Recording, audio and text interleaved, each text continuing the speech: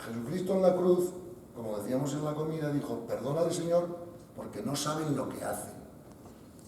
No dijo, perdónale, Señor, porque son malos, pero no hay que perdonarlos. ¿Me explico? Entonces, todo el problema del pecado es un problema de ignorancia. ¿Por qué? Porque el pecado no es pecado, es error. En inglés se llama miss the mark. En griego está mal traducido esto en el Evangelio, ¿no? En griego y en arameo la palabra significa más error que pecado. Esto fue una traducción posterior del Concilio de Nicea y tal, ¿no? Claro, si tú no tienes ignorancia, no se te ocurre cometer un error ni un pecado, no se te ocurre, si tienes sabiduría. ¿Por qué? Porque sabes que el error trae siempre consecuencias. ¿Me explico? Consecuencias desagradables para ti. Entonces, si no tienes ignorancia, dices, joder, yo no quiero malos resultados. Entonces no cometes el error. Cuando cometes el error es porque desconoces la ley. Como decíamos antes en la... ¿vale? Entonces, el pecado original no está el pecado. El pecado original es simplemente cómo funciona el universo. Es decir, el alma nace inocente. Mira, solo hay dos tipos de seres que no tienen nunca ningún problema. Esa niña, porque es inocente, no tiene ningún problema. Y un místico, porque ya ha llegado a la sabiduría. Los que tenemos los problemas son todos nosotros que estamos aquí en algún punto. ¿Me explico? Entonces, claro, el Edén es el estado de inocencia, de alguna manera. Pero la inocencia, en la filosofía, hay una cosa que se llama la falacia pre-trans, ¿vale? Porque algunos románticos confunden la inocencia con la sabiduría. Y dicen que las dos tienen el mismo valor. Eso es lo que se llama la falacia pre-trans, ¿vale? La inocencia es pre-conocimiento y la sabiduría es post-conocimiento. Y en medio están los distintos grados de ignorancia. Pero no puedo equiparar la inocencia a la sabiduría. Esa niña es inocente, pero no es sabia. La inocencia es peor que la ignorancia en el sentido de que vas a tener que pasar por la ignorancia para resolverla, no sé si me explico, ¿no? Entonces, el pecado original, el Edén, ¿vale? El paraíso, es un estado de inocencia donde no hay problema. Pues ahora andaban todos en pelotas, ¿sabes? Inocencia, ¿vale? Luego, cuando estemos en la sabiduría, otra vez podremos andar todos en pelotas. Pero entre la inocencia y la sabiduría está la ignorancia, y ahí ya nos vestimos. ¿Me explico? Entonces, ese es el asunto, ¿no? No sé si te he contestado. Sí, perfectamente. ¿Alguna otra pregunta? Sí. Estábamos hablando de Sí, este tema adelante. y creo que tenía sentido hacerlo Sí. para que todo el mundo, entendiendo todo lo que nos has contado, es la hora que, ¿no? Vale. ¿Cómo? Pues ¿ahora qué? Pues ahora el entrenamiento. ¿Sabes? Porque imagínate que tú te crees todo lo que te cuento, ¿vale? Y tú dices, coño, qué información más buena, ¿vale? No interesa, me da paz, está bien. Pero ahora tú vuelves a casa. Yo no sé si tú tienes novio, marido, hijos, cuáles son tus circunstancias, pero ahora tú vuelves al mundo. Llegas a casa y tu hijo te da un grito, o te hace una trastada, o tu marido, lo que sea, o tu pareja, no sé qué, o en tu trabajo, lo que sea, ¿me entiendes? Y ahora tú tienes que entrenarte a mantener la paz en mitad de todas esas cosas. Y por mucho que tu mente haya entendido las ideas, no vas a ser capaz de ponerlas en práctica mañana. Porque tienes que pasar por un proceso de entrenamiento. En la comida puse el ejemplo del golf, ¿no? Vamos a ver, si yo quiero aprender a jugar al golf, yo lo primero que hago es que me cojo un libro, o un vídeo, o un profesor, y me explica por dónde es el swing. Claro, porque si da la bola por aquí detrás, o por aquí, pues no avanza mucho, ¿no? Ya está muy estudiado que el movimiento perfecto es el que es, para que puedas darle la mayor fuerza posible a la bola, ¿no? Y yo voy a entender eso en mi mente. Pero paradójicamente me pongo delante de una bola y no soy capaz de plasmar muscularmente digamos, la comprensión mental que mi mente ha tenido sobre el swing. ¿Digo? Para eso tengo que dar muchos cubos de bolas para poder bajar a la memoria muscular lo que mi mente ha comprendido del movimiento, ¿no? Eso pasa en cualquier deporte. Aprender a jugar al billar. Pueden explicar, mira, tienes que dar a la bola en este ángulo para que tal cual, perfecto. entiendo. Pero ahora yo tengo que practicar a que físicamente yo sea capaz de hacer eso, ¿no? Por lo tanto, todo crecimiento espiritual tiene 3 pilares sobre los que se, ¿no? Información correcta, porque como dijo una vez un profesor de management, se llama Peter Drucker, no hay cosa peor que trabajar mucho en la dirección equivocada, ¿no? Luego, es lo que nos pasaba antes con las ideas religiosas, ¿no? ¿Vale? 2, entrenamiento en la información correcta, porque con la información correcta no basta. Porque si yo tengo la información correcta, yo puedo dar una magnífica clase universitaria, pero no puedo transmitir la energía, no puedo transmitir la autenticidad de la idea, ¿no? Para eso tengo que haberme entrenado yo en ella y vivirla yo. Y luego el tercer pilar es el manejo de la energía. Porque imagínate que yo soy Tiger Woods y yo tengo toda la información del golf, ¿sabes? Tengo todo el entrenamiento, soy el mejor jugador del mundo, pero si voy a jugar a un torneo después de estar sin dormir 4 noches, tampoco gano. O sea, tengo que manejar mi energía. Hay una anécdota de esto muy bonita, que una vez una señora tenía una hija que era diabética y a la niña le encantaban encima los caramelos. Y la madre estaba luchando todo el día con la niña para que no comiera caramelos, porque cada vez que comía caramelos se cogía un subidón de insulina, un problema y tal. Y esta mujer vivía a 100 kilómetros de donde vivía Gandhi.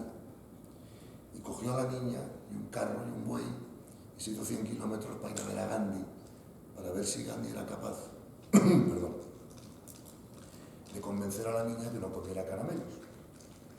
La señora llega donde está Gandhi, se encuentra a Gandhi, está ahí con unos discípulos explicándole las cosas, le cuenta el tema y Gandhi le dice a la señora: hija, pues yo estoy encantado de ayudarte, pero por favor ven en 3 semanas.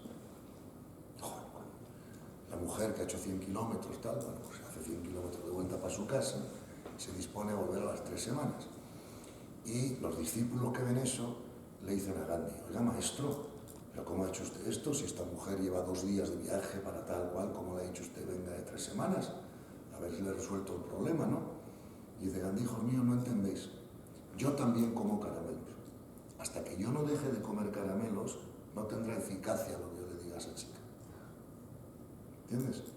Entonces, por eso hay una gran diferencia entre saber acerca de algo y convertirte en ese algo. Saber acerca de algo sabes ya te da la conferencia, ya sabes. ¿Vale? Ya sabes que es multidimensional, ya sabes que son los nombres, ya lo sabes. Pero para poder convertirte en eso tienes que entrenarte.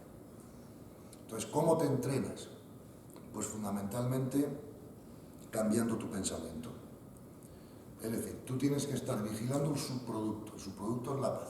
Si no tienes paz, estás pensando mal. Ese es tu entrenamiento. Voy a pensar mejor. Voy a pensar mejor.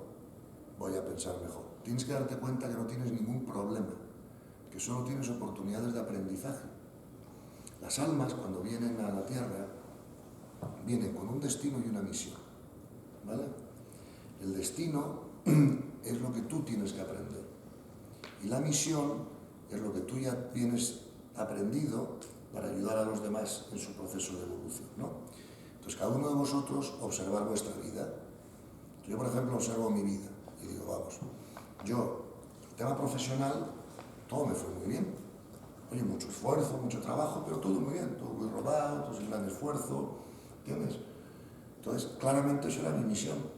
Pude crear literalmente miles de puestos de trabajo que ayudaron a otras familias a crecer o a mantenerse y tal.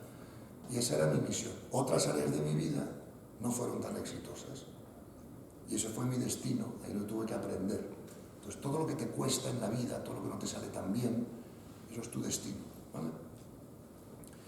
Entonces, cuando tienes una experiencia de destino, en vez de verlo como un problema, tienes que verlo como una oportunidad de aprendizaje. Pero en todo caso no puedes perder la paz, ¿vale? Voy a poner un ejemplo. Imagínate que yo, como experiencia de destino, me he casado con una mujer que es insoportable, ¿vale? Entonces, yo he hecho eso porque yo necesitaba aprender a estar en paz al lado de lo que es insoportable, ¿vale? Si yo no aprendo a estar en paz al lado de lo que es insoportable, el problema persiste, persiste y persiste, todo lo que se resiste, persiste. Hasta es un refrán en inglés, ¿no? Hasta que yo aprendo a estar en paz. Puede llegar un momento en que seguir al lado de esa mujer me va a volver loco, ¿vale? Entonces yo lo que puedo hacer es delimitar. Decir, bueno, pues me separo, porque ahora no me encuentro con fuerzas de intentar mantenerme en paz en esta situación, y me separo. Pero si me separo, que es delimitar, lo único que hago es aplazar el problema. El universo me dice, vale, perfecto, pues aplázalo y ya te pondremos otra experiencia equivalente para que cuando estés listo pases por el proceso de aprendizaje, ¿entiendes? Entonces tú, cuando observas tu destino, te das cuenta que a veces la vida te permite delimitar algunas cosas o aplazarlas. Pero, por ejemplo, imagínate que tú quieres separar de tu mujer y no puedes, porque no tenéis dinero para vivir separados, porque no puedes, por la razón que sea, ¿no? Bueno, pues si el destino te está diciendo que esa situación no te puedes escapar de ella, es que no la puedes delimitar y tienes que pasar por ella. Con experiencia de aprendizaje, a veces el destino te deja aplazar unas experiencias para cuando tengas más fuerzas de acometerlas, ¿vale? Pero en todo caso, tanto si decides pasar por la experiencia o decides delimitar, hazlo en paz. Lo que no puedes hacer es separarte de tu mujer o tu marido con un cabreo. No, eso es una ignorancia y una falta de todo, ¿entiendes? Tú perdonas todo, te das cuenta que esa persona tiene limitaciones, tú también, todo es perfecto y necesario, delimitas, te separas y seguir como amigos y se acabó. No sé si me comprendes. Todo lo demás está en el ego. Todo crecimiento espiritual es, en última instancia, una pérdida sucesiva de ego. ¿Explico? Entonces, cuando tienes mucho ego, eres muy narcisista, muy reactivo, muy todo eso, ¿no? Cuando ya no tienes ego, eres inofendible. ¿Explico? Entonces, todo crecimiento espiritual es una trascendencia del ego. Cuando digo ego, me refiero a ese conjunto de cuerpos inferiores, que son la mente inferior, el cuerpo emocional y el cuerpo físico. Todo eso junto forma lo que los psicólogos, filósofos llaman el ego, ¿vale? Pues todos tenemos ego, y el ego es muy necesario para el crecimiento espiritual, no tiene nada de malo. Era necesario para mejorar el instrumento, para evolucionar sobre los animales, tal. Pero si quieres llegar a ser un ángel, tienes que trascender el ego. Y como tú y yo, los dos, sí o sí, vamos a acabar siendo un ángel, pues cuanto antes trascendamos el ego, mejor. ¿Me explico? Ahora bien, tienes que comprender que para trascender el ego más fácilmente tienes que comprender su funcionamiento, ¿vale? Porque yo trasciendo más fácil lo que comprendo, ¿no? Pues el ego tiene dos necesidades básicas, que todos lo vamos a reconocer en cuanto las mencione, ¿no? La primera necesidad del ego es la necesidad de control / seguridad, ¿vale? La primera necesidad del ego es que no me pase nada físicamente, que no pierda lo que tengo, que todo lo de ahí fuera esté como a mí me gusta. Eso es lo que el ego busca todo el rato, ¿no? La segunda necesidad básica del ego es la necesidad que tenemos todos de ser queridos, respetados, admirados, admitidos por los demás, ¿vale? Y toda nuestra vida está muy condicionada de que los demás piensen bien sobre nosotros, ¿vale? Eso nos pasa a todos, ¿sí o no? Entonces, tienes que soltar esas necesidades del ego, ¿vale? ¿Cómo se suelta? Comprendiéndolas. Entonces, por ejemplo, cuando alguien llegue y te diga, ¿me puedes decir cómo te llamas, perdona? Sí. Patricia. Cuando alguien venga y te diga, Patricia, eres estupenda. ¿Sabes? No, Patricia, eres estupenda. Piensa así. ¿Cuánto me alegro de que esta persona tenga una opinión sobre mí de la que él se siente bien? A ti no te afecta. Pero ahora llega una persona y te dice, Patricia, eres una mierda y un desastre. Cuánto siento que esa persona tenga una opinión con la que él se siente mal. Pero tú no te sientes bien ni mal con ninguna de las dos opiniones. Entre otras cosas porque sabes que son opiniones. El único que sabe dónde estás es Dios. Digo, en el nivel de conciencia ¿no? Entonces yo puedo pensar que estás en el 4, otro puede pensar que estás en el 2. A lo mejor estamos equivocados, probablemente. Luego, ¿de qué te importa lo que piensen los demás? Tiene que te importa lo que piensa Dios, porque Dios sabe dónde estás. ¿Entiendes? Entonces, cuando sueltas eso, es cuando tienes paz. Porque si no, tú estás dando el control de tu felicidad a los demás. Porque claro, llegan 3, te dicen que eres una mierda y ya te han jodido todo el día. ¿Me comprendes? Y esos 3 probablemente son más ignorantes que tú, para empezar. Luego, lo que yo no voy a hacer, igual que no le doy a manejar mi dinero a un idiota, porque lo va a perder, no le doy a manejar mi felicidad a otro idiota. Eso tiene lógica, ¿no? Claro. Entonces yo, si alguien me dice, Gonzalo, eres la leche, ¿cuánto me alegro que este tío tenga una opinión con la que él se siente bien? Y luego viene uno y me dice, Gonzalo, eres un imbécil.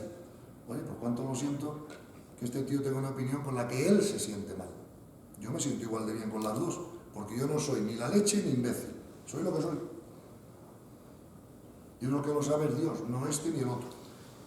No sé si me comprende. Entonces, ¿cuál es el problema? ¿Tiene sentido? Ya está. Así es como vas creciendo, soltando ego, comprendiendo el mecanismo. Claro, si tú te das cuenta que tu paz depende de lo que otro opine, lo primero que tienes que hacer es darte cuenta, porque si no te das cuenta no lo resuelves.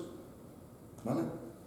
Ahora tienes que entrenarte y cada vez que venga y te diga, eres una pesada, o eres una idiota, o lo que sea, pues muy bien, es su opinión, tiene derecho a tenerla. ¿Qué le vamos a hacer? ¿No? ¿Cuál es el problema? No sé si me entiende. Tiene sentido, ¿no? Si no, no tienes paz. O tu paz es condicionada a que no venga un ignorante y te diga que eres una mierda. Es que... ¿Explico? Perdona. Sí, ¿podrías comentar, ya mencionaste antes del tema de la energía vital y demás, pero creo que en la comida te he oído así de refilón, pues si podrías comentar algo más de ese tema? ¿En qué aspecto te gustaría que lo comentara? Bueno, para empezar no lo había oído, entonces cualquier información seguro que es bienvenida. Pero vamos a ver. En primer lugar, tenemos que comprender que todos somos energía. No somos materia. Ni siquiera el cuerpo físico es materia. Es energía. Y además es energía informada. Porque si no tuviera información, no tendría forma. Sería energía dispersa, ¿no? Entonces, todos nosotros tenemos una energía vital, que es la que nos corresponde a cada uno por nuestro nivel de conciencia. Entonces, esta energía vital vibra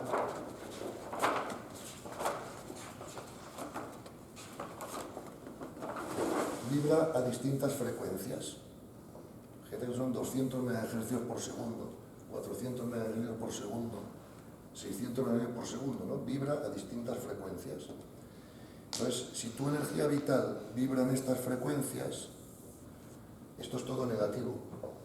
Estarás jorobando a los demás todo el día, estarás fatal tú, eres una persona tóxica, ¿vale? Para los demás. Los demás cuando van a comer contigo o pasan tiempo contigo, salen de ahí, me duele el estómago, ¿sabes? Estoy pesado, ¿sabes? La energía es más contagiosa que la gripe. Sin embargo, si tú eres capaz de comer con Teresa Calcuta 2 horas, vas a salir de esa comida, te lo digo por experiencia personal, que lo he hecho, como si te hubieran metido heroína en vena, ¿sabes? Entonces, la energía es más contagiosa que la gripe.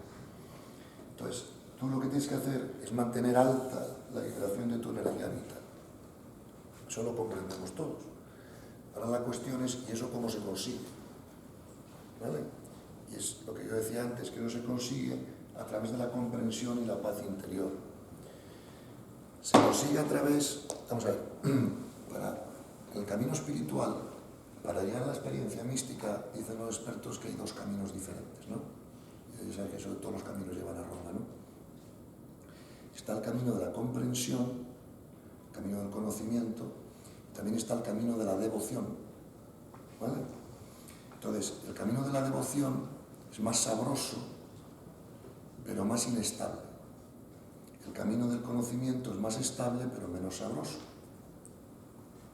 Al final da lo mismo. ¿Cuál es el camino de devoción?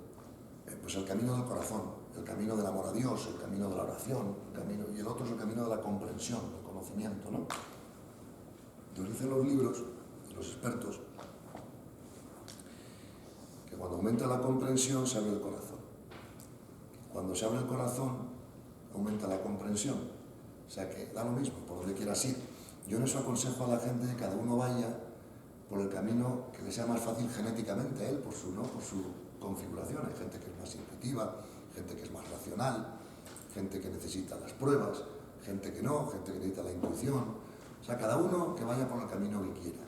En la medida en que ambos caminos puedan combinarse, pues mejor. Vas por el camino del conocimiento, pero también vas por el camino de la devoción. ¿Qué pasa? El camino de la devoción es más jugoso, ¿no? Porque es más, no sé, una experiencia, es más... Pero es más inestable, porque como no has formado bien la mente todavía, cuando vienen las crisis de la vida o las desgracias, pues no sabes cómo encajarlas en la mente, y entonces por mucha devoción que tengas, a veces te bajas y te subes, tienes reacciones emocionales, ¿no? Mientras vas por el camino del conocimiento, es más difícil bajar, porque claro, enseguida con la cabeza lo arreglas todo, ¿no? Pero es menos jugoso, porque como no estás implicando tanto el corazón, pues es más árido, ¿no? Al final, cuando llegas arriba da lo mismo, porque arriba se abren los dos, ¿no? Pero hay dos, sí, Silvia. ¿Cuál de los dos es el más rápido? Vamos a ver. Fíjate. Qué difícil contestar esa pregunta. No, lo pregunto porque dicen los místicos Sí. de la sabiduría Sí. ancestral de que el camino del corazón va menos, se llama. Sí. El camino Sí. rápido, en teoría, pero que a ver si puedes explicar y ¿Por qué? detallar un poquito de eso. Sí, vamos a ver. Es que, primero, es difícil contestar tu pregunta bien, porque para empezar depende de la configuración genética de cada uno. Es decir, cuando venimos aquí, los de arriba ya han pensado si nos va a convenir más para nuestra experiencia el camino de la devoción o el camino de la cabeza. Y por lo tanto nos da una genética diferente, ¿no? Para poder estar más fácil para uno o para otro. Lo que tú dices, Silvia, de que es más rápido el camino de la devoción, si lo dicen los expertos, pues será verdad. Ahora bien, ¿más rápido para qué? Vamos a ver este matiz también, ¿no? Rápido me refiero a llegar a la Sí, iluminación, claro. al freedom, Pero es que, a la exacto, meditación. pero es que la iluminación, como vemos, esto es otra cosa importante de comprender. Vamos a ver. La iluminación, como vemos en esta escala, la iluminación es lo morado, ¿no? Entonces, la iluminación no es un evento, es un proceso. Entonces, fíjate, si me preguntaras a mí, yo te diría que el camino de la mente es más rápido para llegar a la paz. Como hemos hablado muchas veces y como sabemos todos. Sin embargo, el camino de la devoción es más rápido para llegar al gozo, que es el objetivo final. Entonces, si estamos hablando de la iluminación como el gozo, entonces yo te diría que el camino del corazón pues es más rápido. Si estamos hablando de los primeros niveles de la iluminación, que es la conquista de la paz, entonces quizás sea más rápido el camino de la mente. Lo que pasa es que el camino de la mente llega a la paz y se para. Y para llegar al gozo tienes que abrir el corazón, que es la devoción. Porque el objetivo del camino de la mente es la paz. El objetivo del camino de la devoción es el gozo. Entonces, por eso digo, contestar a esa pregunta tiene Pero truco. el gozo está por encima de la paz. Sin duda. Entonces, sin duda alguna, tal vez lo que apunta el gozo es el corazón. No puedes llegar directo al gozo sin pasar antes por la paz. No se saltan etapas. Entonces, eso es así, ¿eh? Evolutivamente hay que pasar por todas las etapas. Hombre, si eres San Pablo y tal, te las quitan de golpe, ¿no? Pero aún así ha pasado por ellas, ¿me explico? O sea, entonces, como tienes que para llegar al gozo, tienes que pasar por la paz. Además, mira, cada uno tiene que contar hasta donde pueda su propia experiencia, ¿no? Yo personalmente he hecho más el camino de la mente. Sé que me ha llevado a la paz bastante rápido, pero sé que para llegar al gozo tiene que abrir el corazón. No sé qué me hubiera pasado si hubiera hecho el camino de la devoción, pero a lo mejor yo no estaba genéticamente preparado. O sea, no era yo soy un hombre más bien mental, yo quiero entender las cosas, yo quiero poder probarlas hasta donde se pueda, y bueno, a mí me ha funcionado así. Y no sé si te contesto la pregunta, pero es que depende, ¿no? A qué punto de la iluminación quieras llegar y cuál es más rápido que otro. Voy, Virginia. Con respecto al tema de lo rápido, Sí. no entiendo, yo no sé por qué hay que ir rápido. No, no Quería hay contar que esta anécdota. Sí. Hace muchos años, Sí. pues el amigo de un amigo, pues estaba una vez en la India y conoció a un colombiano y volvió a Madrid colombiano unos meses más tarde. Entonces, me invitó y fuimos un paseo por la casa de Carmen. Sí. Este estaba, digamos, un cambio espiritual, desarrollándose. Y yo, mucho antes, o sea, aún más joven, pues había hecho algunas experiencias tántricas y le pregunté por el tantra, ¿no?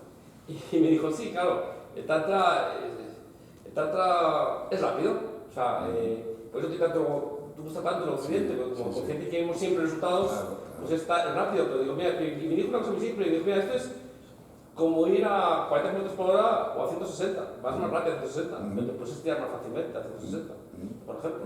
Y yo digo un poco porque todavía creo que No, tiene mucha razón tu amigo, porque mira, todos los expertos de la evolución de la conciencia te dicen, claro, que en cualquier etapa puede haber sus problemas específicos. Entonces, evidentemente, si tú vas más rápido y no integras totalmente la etapa anterior, puedes tener más problemas en la etapa siguiente, ¿no? Y tiene razón tu amigo. Yo creo que no hay ninguna necesidad de ir rápido. La única necesidad es, como hemos visto antes, dejar de sufrir. Porque hasta que tú no llegas a estos niveles, tú no dejas de sufrir. Sufres menos aquí que aquí, pero sufres. Entonces, la rapidez es dejar de sufrir. Pero como muy pocos aquí vamos a llegar en esta vida a nivel morado. No estoy de acuerdo. Realmente no estoy de acuerdo. Yo te diría lo contrario. Yo te diría, si tú comprendes estas ideas, las empapas, las comprendes, liberas la mente de las limitaciones pasadas y te propones a ello con intensidad, o sea, que se convierta en tu primera prioridad, yo creo que tú llegas aquí en esta vida. Pero tiene que ser... estoy, pero bueno. Pero antes has dicho que a ese grado de iluminación, solamente me he dicho que a lo mejor estoy, ¿no?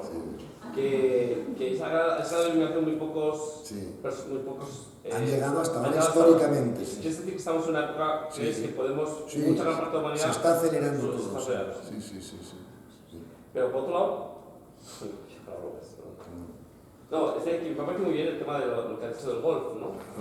Y de alguna manera también supongo que las almas bajan, porque sepan que hay que practicar lo suyo, ¿no? Pero y pensaba que con esto la paz, está muy bien tener la paz, pero yo creo que es importante saber que la paz, o sea, que no hay que confundir. O sea, que hay que trabajar todas esas cosas. Claro. Que es mucho trabajo, que no es en paz porque... No. Yo creo que además yo no tengo mucho contacto, bueno, siempre temas de desarrollo espiritual, pero es un poco a veces como interesado, pero estamos en un mundo más tranquilo, igual, ¿no?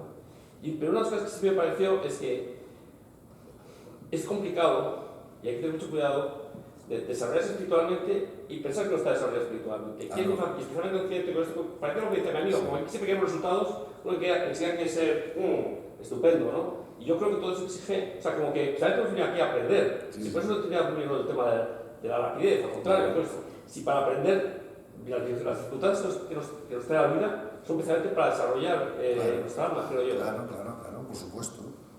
Pero en la medida en que... Vamos a decir dificultades para desarrollar las cosas. Pero en la medida, mira, hemos venido a aprender disfrutando y actuando.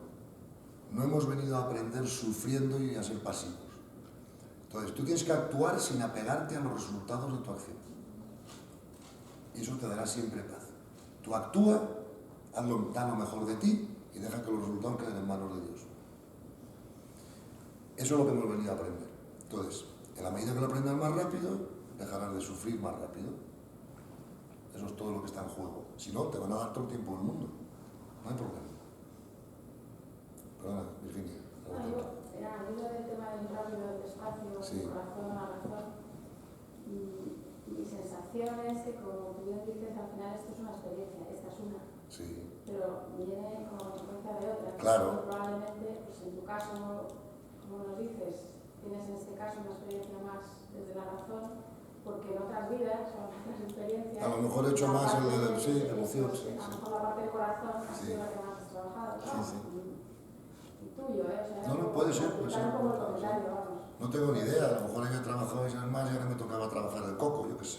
Claro, digo que es al final no lo sé, yo solo sé lo que he hecho, ¿no?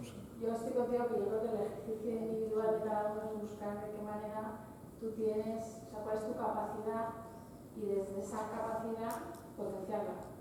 Mira, el desarrollo espiritual de la gente, estoy de acuerdo contigo. Vamos a ver, ahora voy contigo, Ahora voy contigo. El nivel de conciencia, esto no lo he explicado porque es que no da tiempo a explicar en 3 horas todo, estos son 8.000 horas. El nivel de conciencia es la nota media de 20 líneas de desarrollo individual. Estas 20 líneas forman lo que se llama un psicograma, ¿vale? Entonces, esta, por ejemplo, es la línea cognitiva, esta es la línea afectiva, esta es la línea ética, esta es la línea psicosexual, esta es la línea, y así hasta las 20, ¿no? Entonces tú puedes sacar en esta un 9, en esta un 7, en esta un 5, en esta un 10, en esta un 4. Cuando sacas la nota media de todas, eres tu nivel de conciencia. Entonces, en contra de lo que se hacía hasta ahora, por ejemplo con el psicoanálisis, que es que te ibas a las líneas más bajas y veías qué traumas tenías ahí que resolver o que trascender. Entonces, claro, cada vez que miras un trauma lo energizas de alguna manera, ¿no? Entonces, lo que se están dando cuenta ahora los psicólogos y la gente es que para resolver estos más bajos, estos 4, como tú muy bien has dicho, debes apoyarte en lo más alto, porque esta es tu fuerte, ¿no? Entonces, por ejemplo, imagínate que un tío tiene muy desarrollado la línea del servicio, pero tiene menos desarrollada la línea psicosexual, y todos los años le cuesta con 90 días. Pues si ese tío quiere perder ese hábito, en vez de luchar directamente contra eso, tiene que centrarse en el servicio. Entonces le tienes que decir, mira, la próxima que vayas con una mujer a cenar, para ligártela, en vez de ligártela, sé la de servicio. ¿Me explico? Y a ver qué sientes. Entonces, claro, él enseguida ve la satisfacción de esto, que es superior a esta. Y así es como resuelve esto. Es apoyándote en lo fuerte. Estoy de acuerdo contigo. No, yo quería preguntarte, antes has hablado de tú y tu relación con los miembros de tu empresa, Sí. digamos, transmitirles este conocimiento, ¿no? Durante estos años estamos asistiendo a que se está hablando mucho de lo que es la cultura empresarial, etcétera, etcétera. Ahora, pues se está dando un tema de potencia, los códigos de buenas prácticas, etcétera, etcétera. Y quizás es algo que viene, pues como todas las cosas, al cabo de cuando ya se van teniendo años, simplemente al hecho de observación. Es decir, si voy por un camino, pues al final hay una serie de hechos que se repiten, pero no son hechos aislados y no son procedimientos. Es decir, si hago las cosas así, sucede algo, ¿no? Hemos visto que muchas firmas, aunque hayan cambiado de nombre o se hayan comido a otras, al final han acabado con los mismos problemas, ¿no? Entonces, los cambios que se pueden ir estableciendo a pequeña escala, pues es eso, ¿no? Tú con la gente con la que tienes, que lo que les transmites es un conocimiento que no está en libros. Claro. ¿Cómo estáis, tú eso cuando estás refiriéndote a tus... a los miembros de tu empresa, ¿cómo estás haciendo ese cambio? Sí, ¿Cómo explicas esto? Para empezar, yo no hago distinción de si son miembros de mi empresa o son terceras personas. Bueno, al final el mecanismo es igual para todos. Es igual, ¿no? Dentro, ¿cómo explicas esto más o menos dentro de un entorno, digamos, para que ese grupo de personas cambie? Bueno, lo primero que tienes que tener en cuenta en el servicio es que el arma más fundamental del servicio es el respeto. ¿Ok? ¿A qué me refiero con esto? Me refiero, cuando yo empecé a comprender todo esto, yo me fijaba que había un pasaje del Evangelio que decía Jesús, cuando un hombre encuentra un tesoro, enseguida va a contárselo a sus amigos, ¿no? Entonces, claro, yo entraba a mis amigos con un caballo y una cacharrería. Oye, tío, que no te has enterado, que mira lo que pasa, ¿qué tal? Tío, llévate la mierda, coño, mira. ¿Sabes lo que decir? O sea, lo primero del servicio es el respeto. Nunca le digas nada a nadie que alguien no te haya pedido. Porque si la persona no está lista para recibir la información, o sea, si no es correspondiente, el intentar dársela es contraproducente. Primero, porque le estás interfiriendo en sus experiencias de destino diseñadas por Dios, no por ti. Y segundo, porque como no te va a entender, ¿sabes? Si no le interesa, pues entonces lo único que están haciendo es forzando situaciones y creando fricción y conflicto, ¿vale? Tú como mucho puedes invitarle a la persona, ¿no? Por ejemplo, una persona te viene y te cuenta que tiene un problema con su pareja. Entonces tú le dices, oye, mira, yo tuve este problema también, un problema parecido, o tengo un amigo que tenía un problema parecido, y la verdad es que vi cómo había cosas que lo resolvían. Entonces el tío te dice, pues dime, y entonces le dices. ¿Explico? Pero, por ejemplo, lo que nunca debemos hacer es lo que hice yo una vez con una persona. Porque, claro, el servicio hay que aprenderlo, como todo lo demás. Yo, para ser empresario, fui a Harvard, hice un máster, aprendí, ¿entiendes? Y luego me puse a hacerlo, ¿no? Entonces, el servicio tienes que aprenderlo también. Por ejemplo, ¿qué tipo de errores cometía yo con la gente? Pues, por ejemplo, venía un amigo a mí a casa, me decía, oye, esto me pasó una vez, vino una amiga mía a casa, me dice, estoy feliz. Yo le dije, ¿y eso? Y me dice, joder, he estado todo el día de compras, me he comprado 4 bolsos de Vuitton, no sé qué, y estoy feliz. Y tonto de mí, como era amiga mía, se me ocurrió decirle, hija, ¿no te das cuenta que eso de estar todo el día de compras, pues a lo mejor no es lo más espiritual del mundo, la mejor manera de, ¿sabes?, de usar tu tiempo?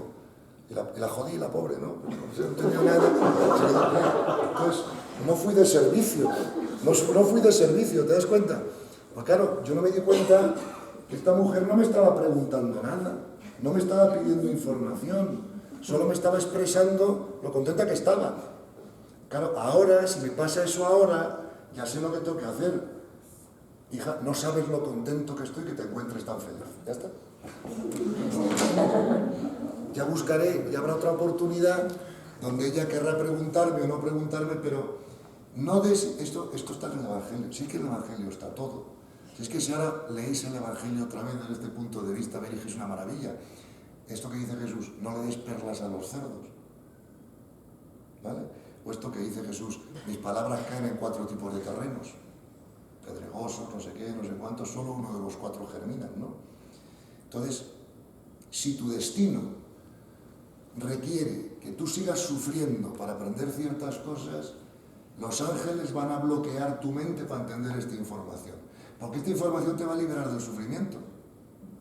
Y si tú no debes liberarte del sufrimiento todavía porque tienes que aprender cosas en tu destino, los ángeles no van a dejar que la comprendas. Ya te lo puedo explicar en rojo, en amarillo, en morado, da igual.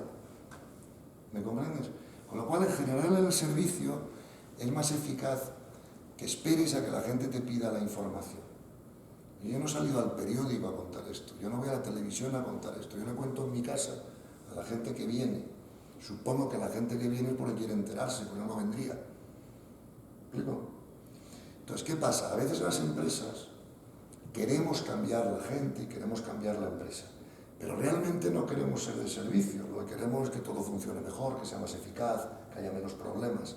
Eso no es necesariamente querer ser de servicio, eso es querer aumentar la eficacia. Ser de servicio no tiene nada que ver con ningún resultado, tiene que ver con que la gente deje de sufrir, ellos, sin que haya ningún resultado para ti. ¿Entiendes? Entonces, yo en la empresa a la hora de explicarlo, lo explicaba como lo explico aquí. Lo explicaba que quería entenderlo. Yo a lo mejor tenía cientos de empleados y solo 40 de los 100 o 200 se interesaban por esto y los otros 60 pues les dejaba estar. Yo le explico, ¿qué vas a hacer? El que no tengas el egoísta, yo mejor para mí, pues vamos a ver, de alguna forma es siempre que haces algo y te gusta hacerlo, digamos, tienes satisfacción porque sabes que te vuelve. Cuando tú, yo lo que me refiero es en ese contexto en que una empresa, si todos tienen sus problemas, más tienen sus problemas con lo que tienen alrededor, de sus trabajos, ese contacto con el cliente, ¿de qué forma o cómo transmites ahí para que, sin decir eso que estás diciendo ir, porque no vas a resultados, a superar la cuenta de resultados, sabes que la cuenta de resultados te va a venir mejor porque esas personas van a estar bien, se van a encontrar, se va a generar algo. Más o menos eso, ¿cómo lo hacías? Pues uno a uno, o sea, con conversaciones y sobre todo con el ejemplo. Claro, si la gente veía que pasaba lo que pasaba en la empresa, yo estaba siempre en paz, siempre con la mente amplia, siempre con una sonrisa, siempre con no sé qué, la gente no es idiota, la gente lo ve, ¿eh? Y luego la gente ve que esto produce resultados, porque esto atrae a los clientes. Resulta que los clientes venían a verme, yo me dedicaba a la banca privada. Sí, la banca privada es gestionar, ¿vale? ¿Qué? Que sí, que nos conocemos. No conocemos, vale. Pues yo me dedicaba a eso, ¿no? Entonces la gente se asombraba porque venían los clientes a la oficina, teníamos a lo mejor una reunión de 2 horas, y los primeros 10 minutos despachábamos la cuenta y los otros 90 minutos que el tío se quedaba ahí, pues hablábamos de la vida, de sus problemas y tal. La gente era, los empleados, ¿no? ¿Sabes?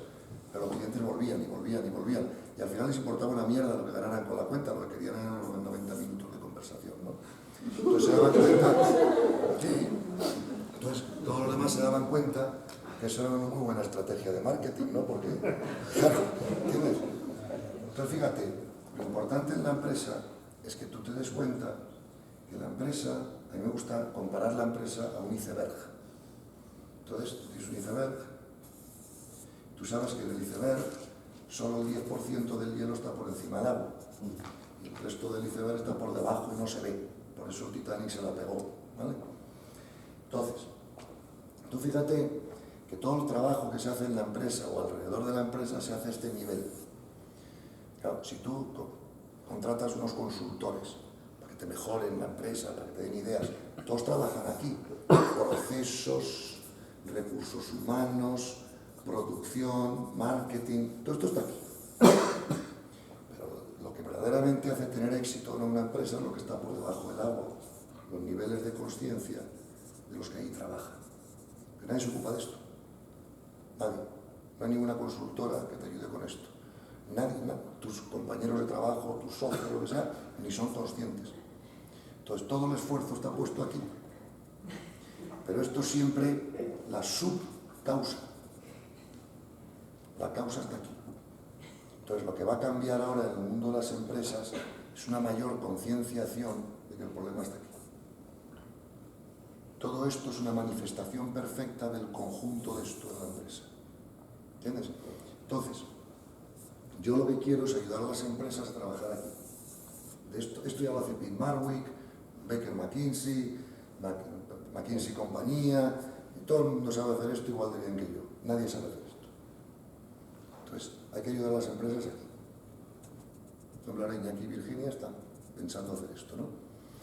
Porque esto es donde verdaderamente ayudas a la empresa, ¿no? Primero, concienciándose de que esto es una causa importante de todo lo que ocurre aquí. Y segundo, toda mejora tiene que empezar por aquí. Por eso digo yo evolucioné mucho en mi empresa, ¿no? En los primeros años de mi empresa, yo fichaba gente de grandes currículums, másters en Harvard, aquí y allá, ¿me entiendes? Grandes IQs, ¿vale? Y esto no me funcionó bien, porque hay un refrán que dice que la diferencia entre el sobresaliente y la matrícula de honor es un 4%. Pero la diferencia entre la lealtad y la deslealtad es infinita. A mí que me sirve tener un tío aquí súper brillante, que lo único que hace es crearme problemas con todo el mundo, egos, algún día sale de la empresa y lleva a los clientes, vete a saber, ¿no?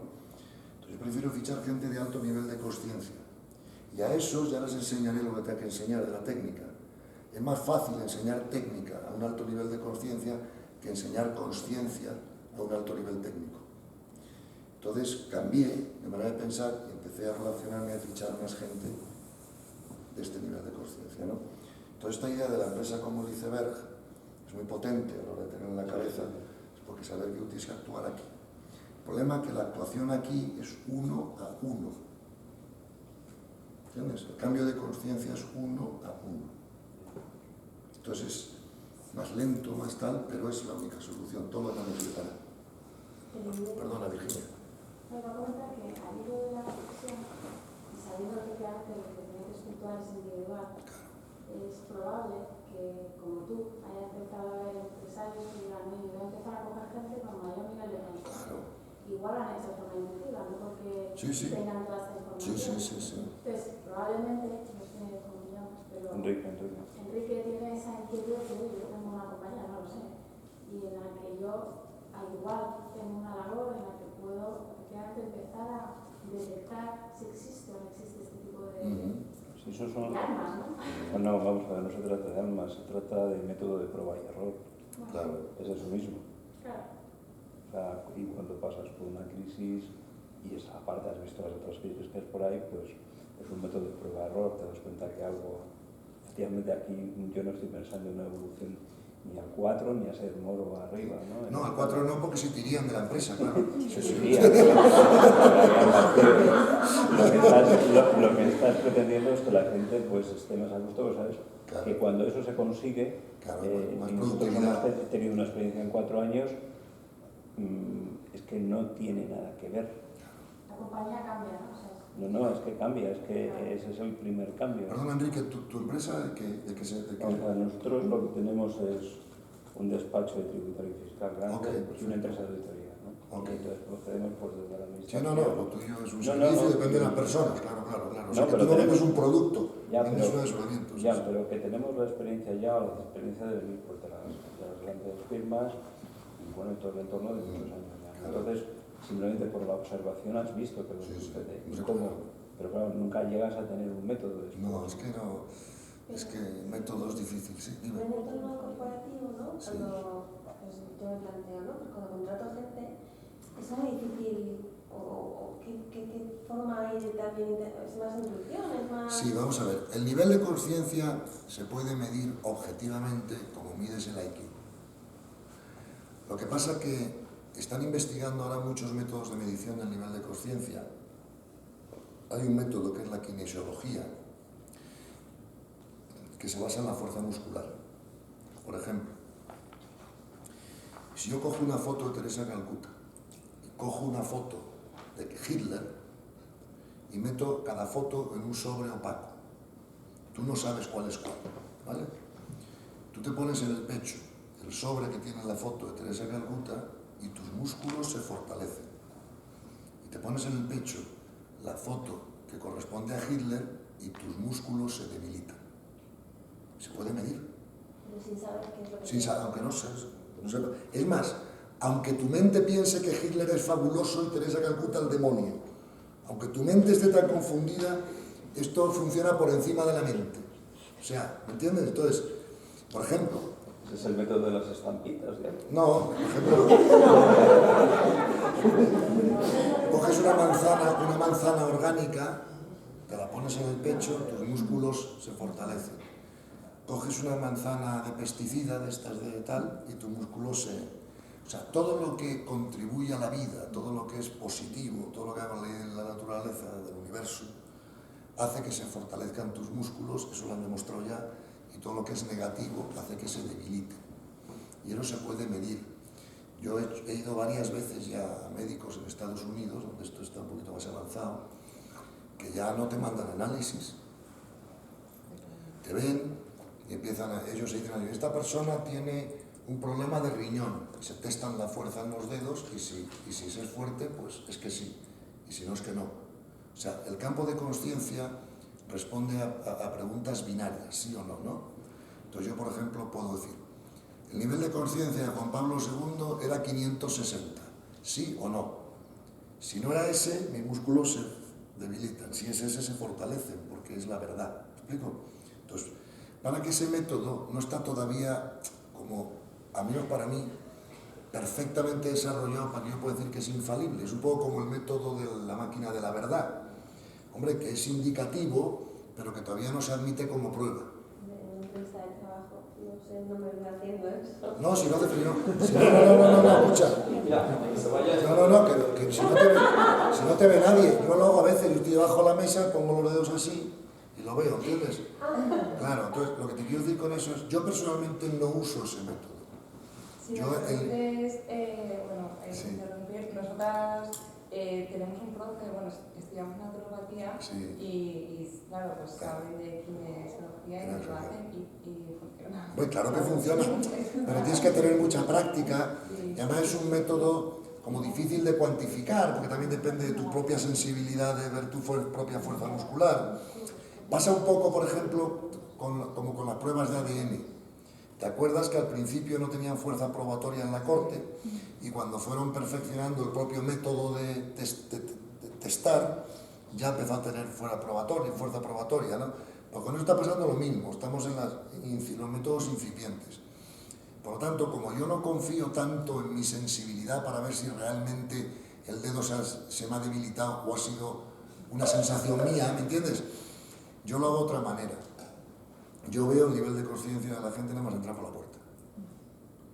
Por dos razones. Primero, porque me he entrenado a generar esa sensibilidad, ¿no? Pero además viene con el territorio. Pero claro, porque cuando tú quieres ser de servicio, el universo te da las herramientas. El problema es que para ser de servicio tienes que saber cuál es el nivel de conciencia de la persona. ¿Vale? Te pongo un ejemplo. viene una persona a verme y me dice que tiene problemas sexuales. Entonces, yo tengo que saber si el tío está en el nivel 2, en el 3 o en el 4. Si está en el nivel 2, ese tío está violando gente. Entonces, a ese tío tengo que decirle, oye, ¿por qué no te vas de putas? Claro, si está en el 3 bajo, como ya se está yendo de putas, le tengo que decir, oye, ¿por qué no tienes una pareja estable? ¿Me explico? Ayudarla a crecer, ¿no?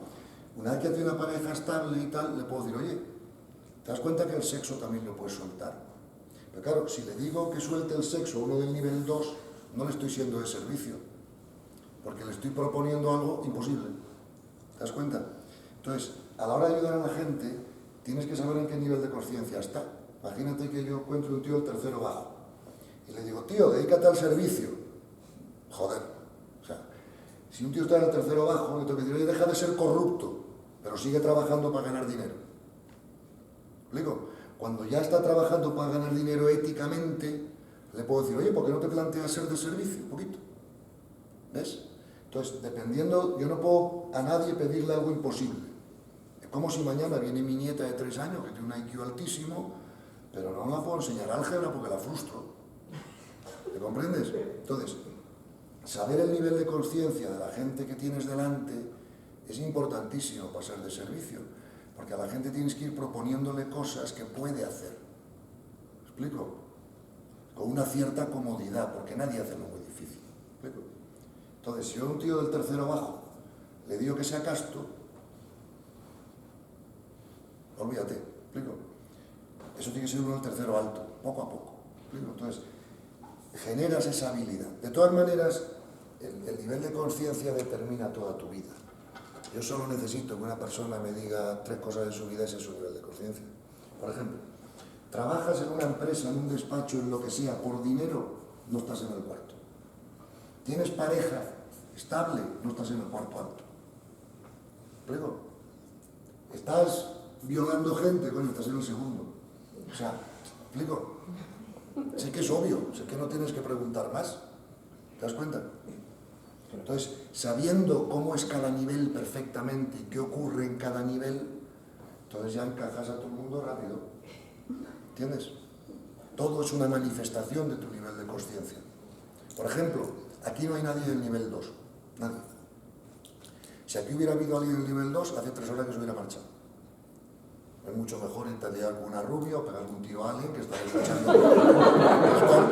estar escuchando estas estupideces, ¿me entiendes? Para uno del nivel 2, ¿no? Entonces, normalmente, la gente que ha estado aquí varias horas está en el tercero alto, en el cuarto bajo, en algún sitio por aquí, porque es que si no os hubierais ido ya, ¿entiendes? ¿Qué coño importa esto, no?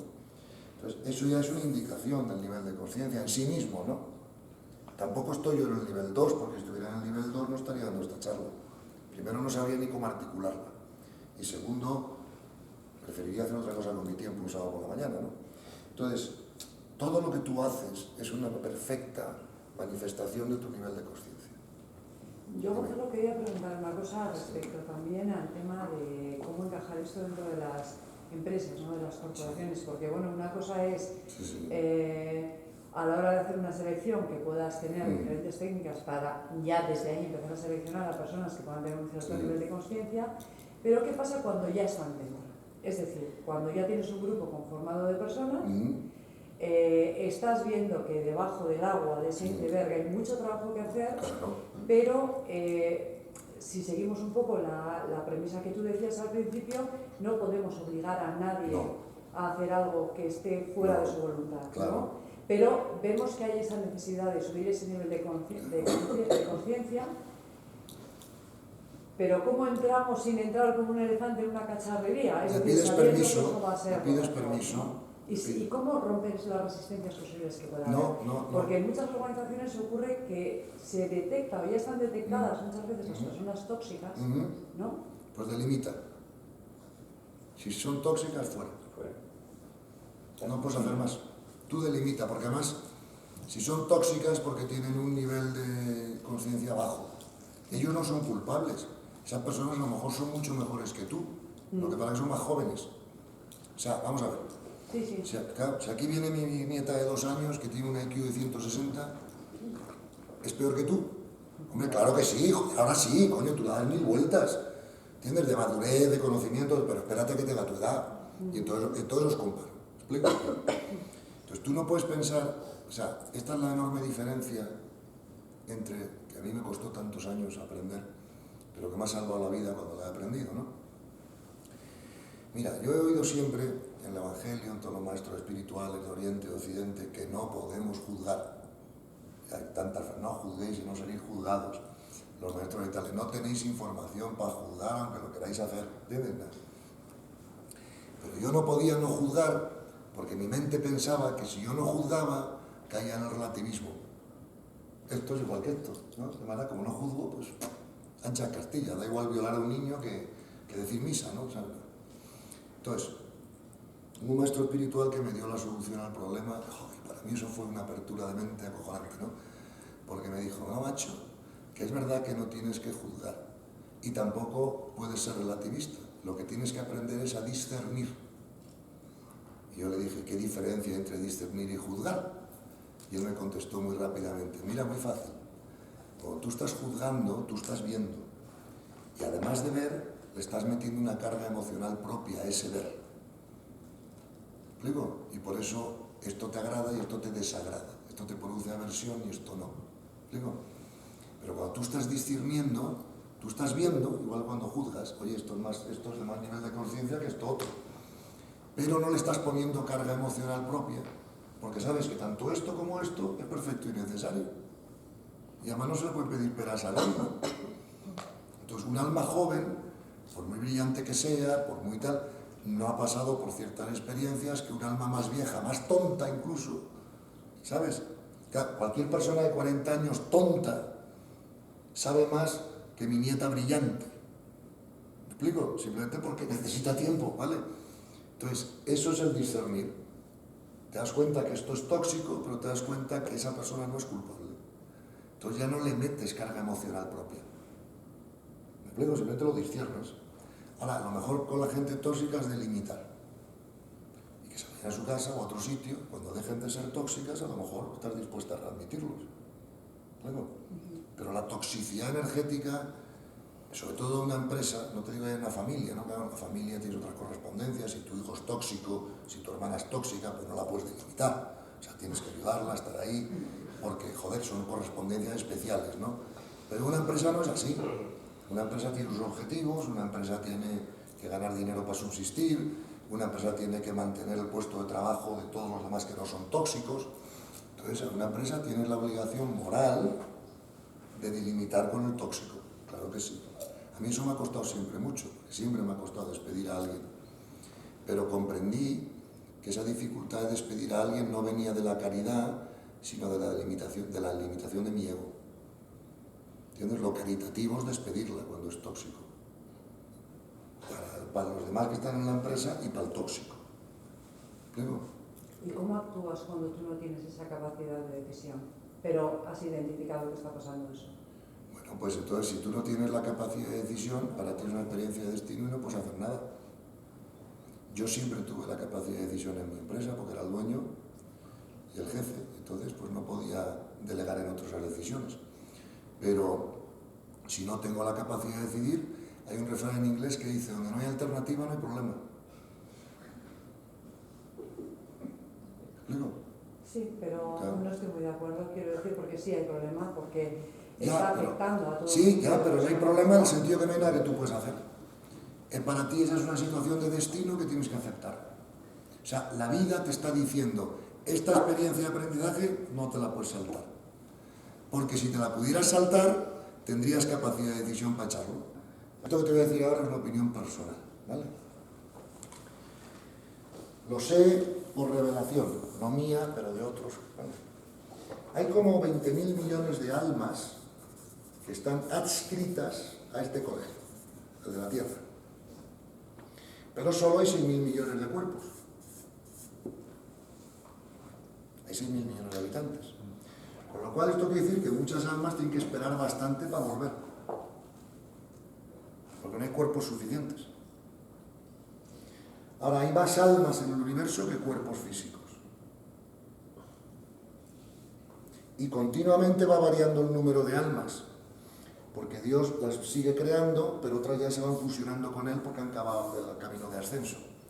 Con lo cual, es que es inimaginable. Pero sencillamente, por lo que has puesto al principio, un 3% solamente estaba en el 4%, en un nivel 4%, 5%, sí. Con lo cual hay una cola de... Hay una cola de cojones. Sí.